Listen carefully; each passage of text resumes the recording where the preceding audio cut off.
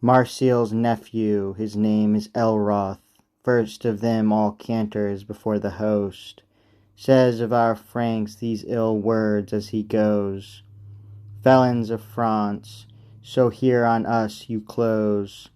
Betrayed you has he that to guard you ought. Mad is the king who left you in this post.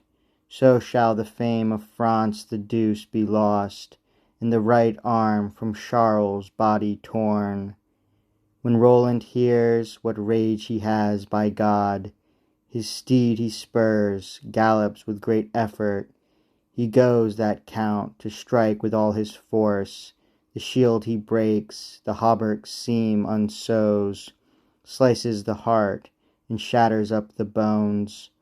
All of the spine he severs with that blow, and with his spear the soul from body throws.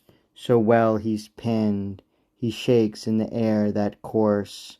On his spear's hilt he's flung it from the horse. So in two halves Eroth's neck he broke, nor left him yet, they say, but rather spoke. Avaunt, culvert, a madman Charles is not, no treachery was ever in his thought. Proudly he did, who left us in this post. The fame of France the due shall not be lost. Strike on, the Franks, ours are the foremost blows, for we are right, but these gluttons are wrong. A duke there was, his name was Falferon, brother was he to King Marcelon. He held their land, Dethons and Aberons, beneath the sky no more encrimed felon. Between his eyes, so broad was he in front, a great half-foot you'd measure there in full. His nephew dead he's seen with grief enough, comes to the press and wildly forth he runs. Aloud he shouts their cry the pagans use, and to the Franks is right contrarious. Honour of France the due shall fall to us. Here's Oliver, he's very furious. His horse he pricks with both his golden spurs, and goes to strike, even as a baron doth. The shield he breaks, and through the hauberk cuts. His ensign's fringe into the carcass thrusts. On his spear's hilt he's flung it dead in dust.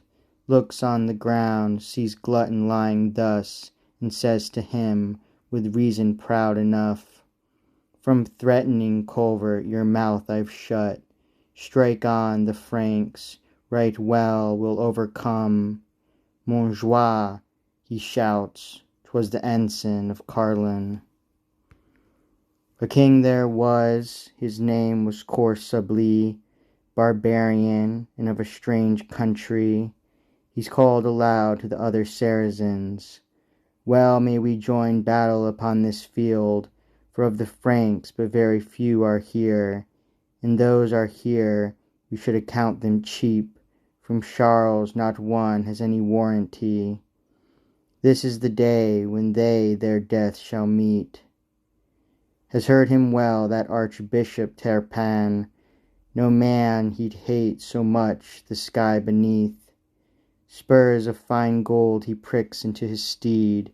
To strike that king, by virtue great goes he. The hauberk all unfastens, breaks the shield, thrusts his great spear in through the carcass clean, pins it so well he shakes it in its seat. Dead in the road he's flung it from his spear. Looks on the ground, that glutton lying sees, nor leaves him yet, they say, but rather speaks. Culvert pagan, you lie now in your teeth. Charles, my lord, our warrant is indeed. None of our Franks hath any mind to flee. Your companions all on this spot will keep. I tell you news. Death shall ye suffer here.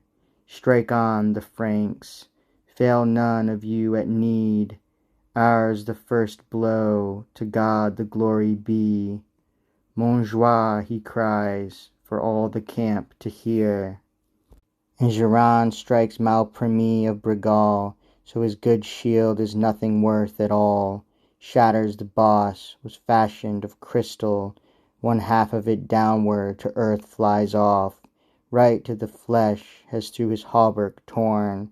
On his good spear he has the carcass caught, and with one blow that pagan downward falls, the soul of him Satan away hath borne.